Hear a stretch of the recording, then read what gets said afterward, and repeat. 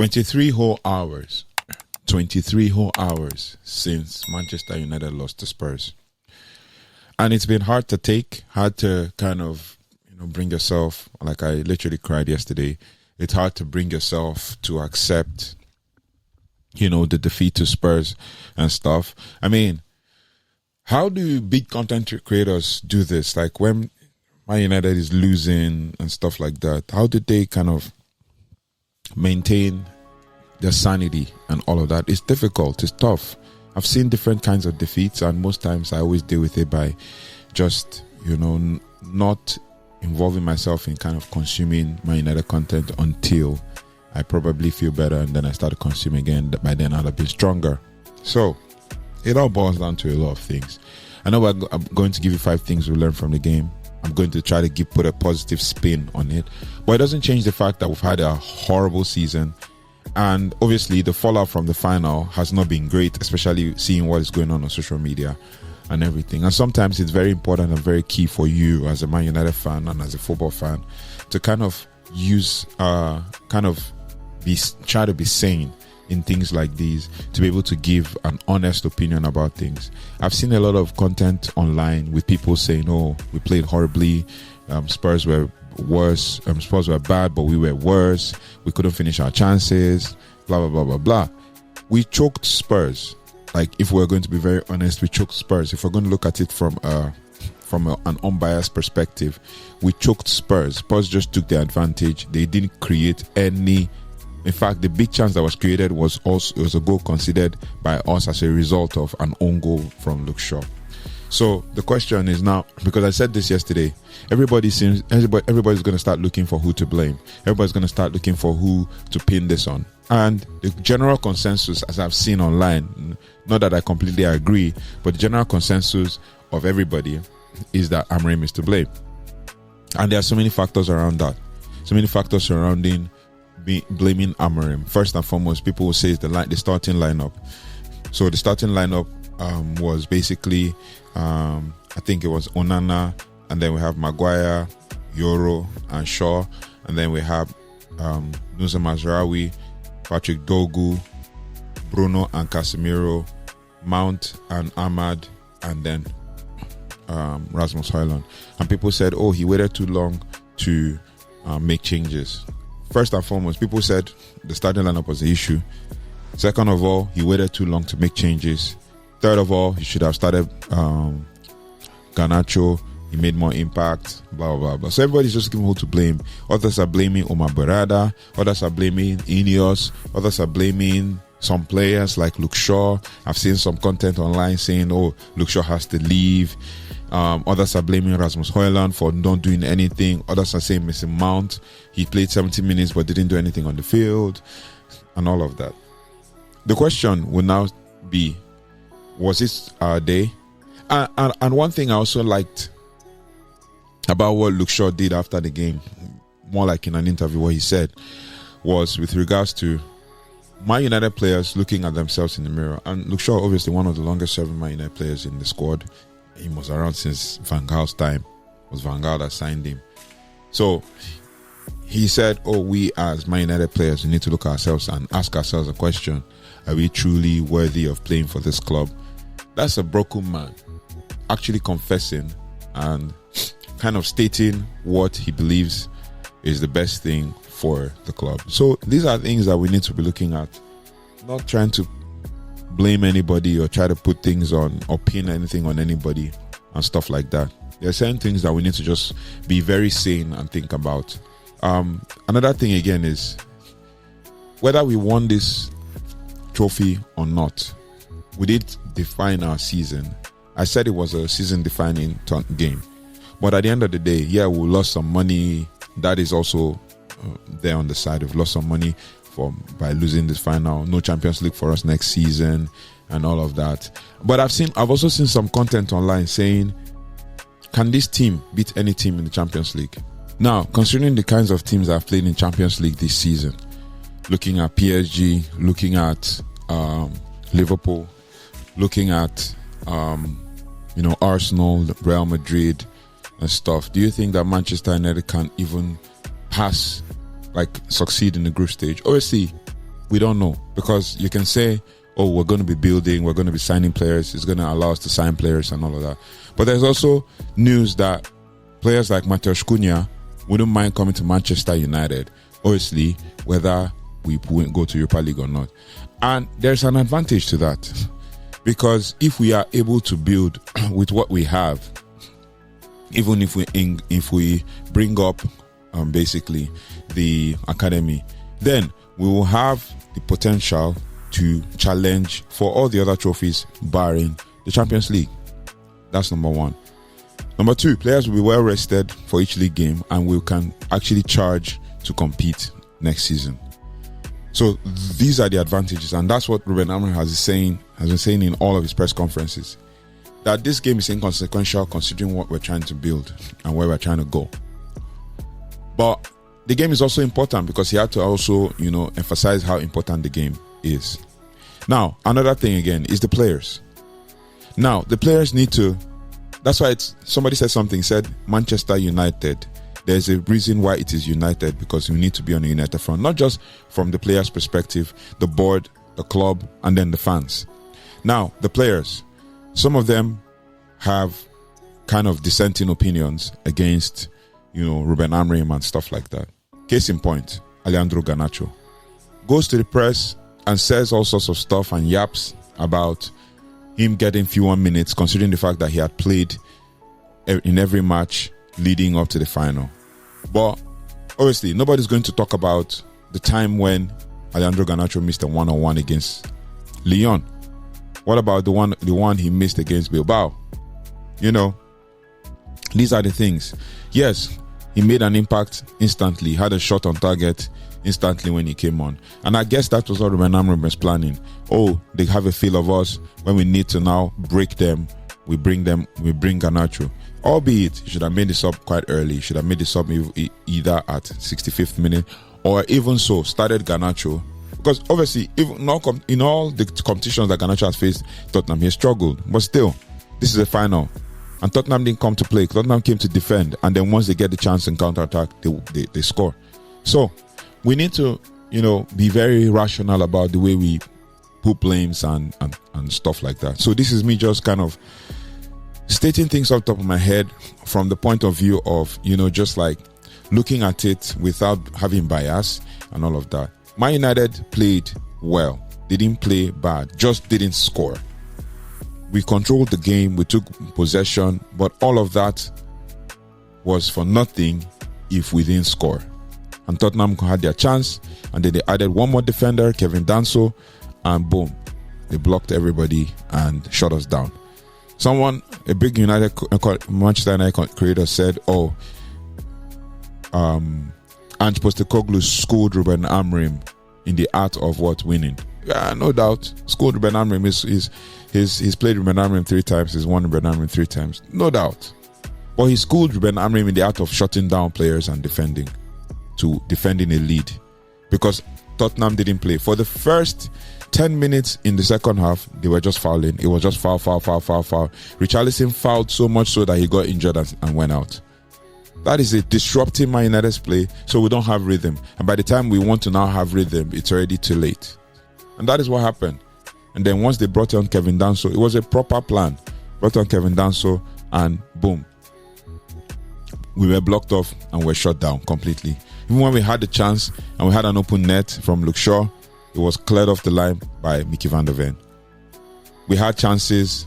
There was Luke Shaw, and then there was one from Maguire and all of that. It was cleared off the line.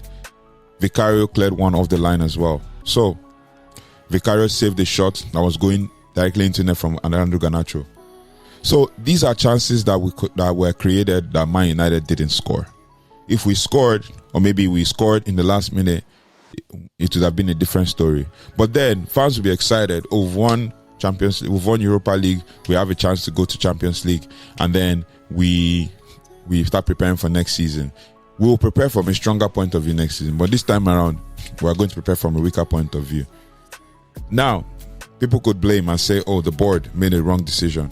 I can see some content online. They're doing more like a revisionist view of kind of like, oh, why did they sack Ten Hag? If they had left Ten Hag, he probably would have done something. Then I came and he had 2 trophies and then obviously got sacked. Same thing. Van Gaal had 1 trophy, got sacked. Mourinho won the trophy, got sacked next season. Ole Gunnar Solskjaer got us to a couple of finals, still got sacked. And all things that these managers said are coming true in this time and age. And it's so sad that Ruben Amorim has to face it. Ruben Amorim should have been the manager to transition us into a new era of football. But apparently, it's not working. Everybody's saying, no, Amorim out. This one is saying this, this and that. Now, the truth is, I don't want us to be like every other fan. We need to just calm down. It's annoying, it's painful, it's heartbreaking. This is coming from a broken heart. Sometimes you need to tell yourself the truth. This is where we were, this is where we are, this is how it has been since time, and this is where we're going to be basically remaining. So we need to now consider that, okay, do we need to hit a reset and rebuild, of which we're starting to do from beginning of season, or do we need to rip it all up and start again? That's a very huge question. Another one is, do we need to now transition into another? Because there are pros and cons with a lot of things, including like if you sack Amorim now, the next manager will come and rip it all up and start again. You will now have to transform these players into another style of play, right? So there are so many things that we need to look at, we need to think about when it comes to these kinds of things. I'd have loved to give you guys the 5 takeaways almost immediately, but I had to say these things because I've been seeing a lot of content online. I took some time to look at what people were saying, fans were saying, people were crying, people were saying all sorts of things. But obviously we all know that we're not in a good place as Manchester United. We're in a dark place as Manchester United as a club. So I don't know. Now, I'm going to just give you the 5 takeaways and then we can now, have conversations and then obviously round it all up. The 5 takeaways are going to be from a positive perspective. So bear with me. I'm not here to try to give negative stuff and all of that to worsen the way you feel right now. So 5 takeaways from the game between Spurs and Manchester United, where Man United lost 1-0 to Tottenham Hotspur. First one, fine margins still define the big games. Now, Manchester United were not outplayed. In fact, Man United dominated large portions of the match, particularly in the second half. As has been the case in several big games this season, a moment of defensive slackness, Shaw's deflection back into Johnson's part, of which I know it was Luke Shaw that deflected the ball into the net, not into Johnson's path, proved costly. The lesson in finals is often not who plays better, but also who capitalizes on moments, and Spurs did, United didn't. So, fine margins, and Brennan has said this time and time and again about fine margins in games, right? Now, the next one will now be, obviously, Ahmad is a star in the making, was trying to make things happen all through from first half and all of that. Despite the defeat, Diallo was one of the brightest sparks on the pitch. His first half performance was slick and electric, drifting centrally, tormenting Udogie, and creating chances with confidence and flair. In this final, if this final was a test of character, Ahmad passed with flying colours. Brennan Johnson will surely see him as a key figure moving forward. You can imagine if we sign players and Ahmad is one of the 210s or probably a wing back. I wish he started as a wing back, but it is what it is. Number 3, Hojlund needs support. And obviously, the fans are not helping matters as well. But we're going to talk about that towards the end of this show. Hojlund needs support or a better service. Rasmus Hojlund worked tirelessly up front, chasing lost causes and creating chaos, but ultimately struggled to convert United's best chances. While his movement was sharp, he lacked consistent, quick, quality service. The missed header and the denied goal line effort showed he is not far off. If United want to turn near misses into goals, they must provide him with better earlier deliveries as well. On number 4, Fernandes' influence is still central. Bruno Fernandes continues to be the heart of United's creative engine, whether it was whipping dangerous set pieces, to nearly scoring with a diving header or combining with Ahmad Al-Mazraoui. He was the most consistent threat. However, when Bruno is forced to drop deep to get involved, it highlights the team's need for another progressive midfielder to share the load. And that's what killed us in the game. Bruno drops deep and there's nobody to progress the load. That's why I wish that we started with Manuel Ugarte. If we started with Manuel Ugarte, then we'll have someone who is a progressor. He can drop back and progress and be sure that Ugarte and Casemiro will defend properly. And then also number 5, Ruben Amorim's system is developing, albeit people are saying that it is the system is not working. But then depth matters in everything. Ruben Amorim, his approach showed tactical maturity, and also United played, with control, purpose, and variety. However, the bench impact wasn't enough to change the game later on. Spurs made defensive changes and saw it out. United brought on Garnacho and Xerxes to attack but couldn't break through.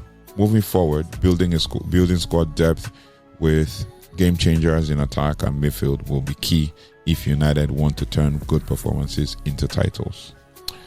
So, those are the 5 takeaways we've learned from the game. Now, to round this all up, basically, Manchester United fans need to chill out. They need to calm down. It's painful, it's sad, it's heartbreaking, but the earlier we are able to try to move on from this, the better it will be for us to prepare for next season as a fan base. We're looking forward to the Aston Villa game, but just because we love to watch Man United, not because we expect that we're going to win that game. No, we're just looking forward to the game. It's a nothing game, and everybody is going to be a bit. It depends on how everyone is feeling on that day. People are going to be a bit sad. They're going to be telling off the players, and they're going to be kind of getting angry and getting annoyed and all of that. But the truth is, sometimes some of these annoyances are kind of uncalled for, kind of not necessary. When I play Aston Villa at home at Old Trafford, I'm pretty much expecting that the fans will still turn up and still play, but they're still going to also tell off the players and all of that. But it is what it is. I don't know the particular type of lineup that Ruben Amorim is going to start with, but it is what it is. So my United fans need to calm down. United fans need to take a chill pill. I mean, the predicted lineup I gave for the game could have been the best lineup to face this Tottenham side, considering the circumstances and all of that. If I started with Mazraoui and Shaw, or Euro and Mazraoui at the back, that would have also worked, depending on how you see it. But it is what it is. You guys just chill. I know it's sad, it's heartbreaking. Just chill. Things are falling apart, but the things are going to rise up again. Just take some time.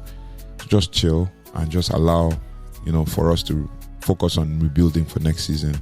This season is done. This season was crap.